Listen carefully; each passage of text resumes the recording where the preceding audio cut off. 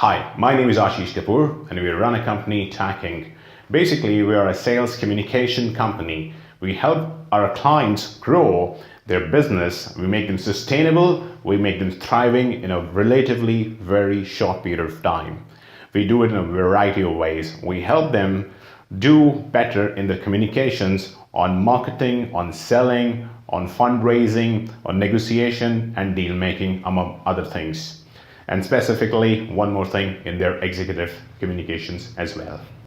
In today's video, I want to talk to you about 5 steps of sales mastery. So this is the second video in the series. In today's video, we're going to talk about inner work. Now, before I get to this, I want to tell you a few things, why it is important. If you want to have a great sales team, or a great negotiating team, or great deal making team, or if you want to raise funds, it's very important that you do what you call a great amount of inner work.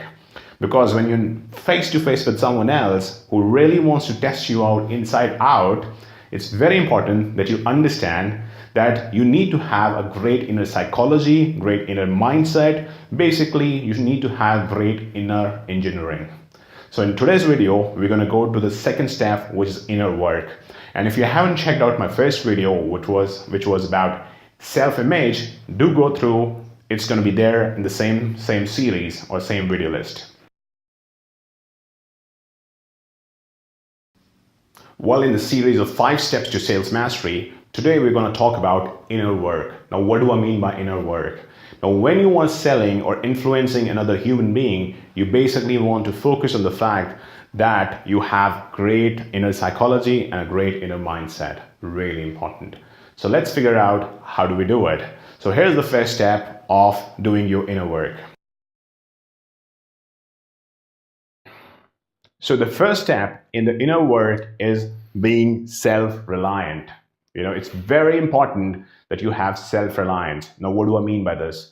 What I really mean is that you count on yourself to achieve success or to achieve your goal, to develop yourself. So you first of all count on yourself. Now, Einstein had a famous example which said that I'm thankful to people who did not help me, hence I had to figure out all by myself. And hence we have these great innovations, these great inventions this one man did. So it's important that we're self-reliant. We all must be able to count on ourselves that we can organize and we can execute and we can achieve our goals. So again, there are 2 goals that we want to go after. One is our achievement goal, second is our development goal. Really important, both of them. You must see yourself fully developed to achieve your goal. Very important. So this is about self-reliance. So the first thing was self-reliance. The second thing is inner resourcefulness. What I really mean here is you need to have great inner resourcefulness, or you need to believe that. You need to focus on the fact that you have great inner resourcefulness. And what do I really mean? That you have the ability to take initiative, you have the ability to strategize, you have the courage to face the obstacles, you are able to trust, and you have the guts to win and achieve and develop. So this is what I really mean by you having great inner resourcefulness. Now, I'll tell you something really important in a sec. Why you need to really have what you call success psychology. Why it does not come naturally to us. I'll just tell you this in a second. Well, the third point is positive expectancy. Now, what I really mean is that you need to have a positive picture that you're going to really achieve your goals and you're going to really develop yourselves. Now, you need to be positive. Why I'm telling you need to be positive, and why in the world there's so much business of motivation, right? The real reason is our brain, actually this brain that we have, is not built for thriving. It's actually built for surviving.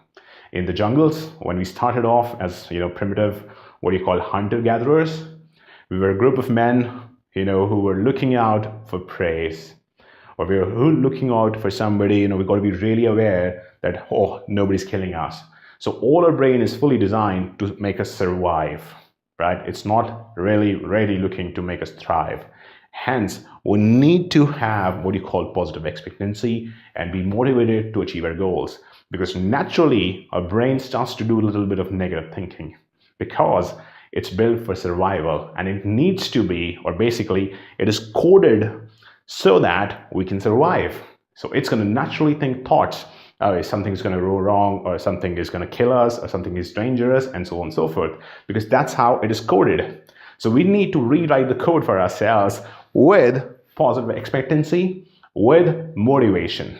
And that's why this is so important, that we really, in the morning, in the evening, in the afternoon, whatever we get time, we associate ourselves with positive postures across the room. We do this positive thinking. Very important. Now, again, I'm not about this gaga positive thinking. I'm about strategizing. I'm about organizing. I'm about discretion, and so on and so forth. But really important is we still have this great positive expectancies of ourselves. So this is the third point in the inner work.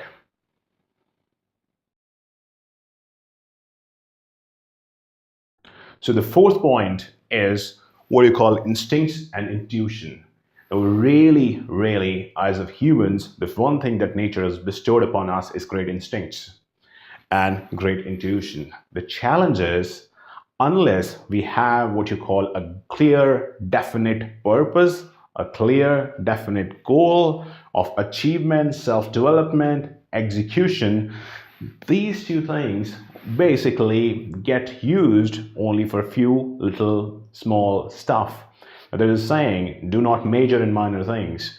And if you do not have clear, specific goals, this instinct and intuition is going to only be naturally majoring in minor things. So in order to make full use of our faculty of instincts and intuition, we need to have what you call a clear, definite purpose. Very important. Right in the morning, right in the afternoon, right in the evening, focus on what is your clear, definite purpose. Very important. Hence, once you do that, your instincts and intuition will come in very handy. It will make you focus on what is the right thing, and you will be able to do them quite often naturally, or you will begin to take time to hone your talents, or you'll take the initiative at the right time. You will be focused and you will carve out a successful person out of yourself.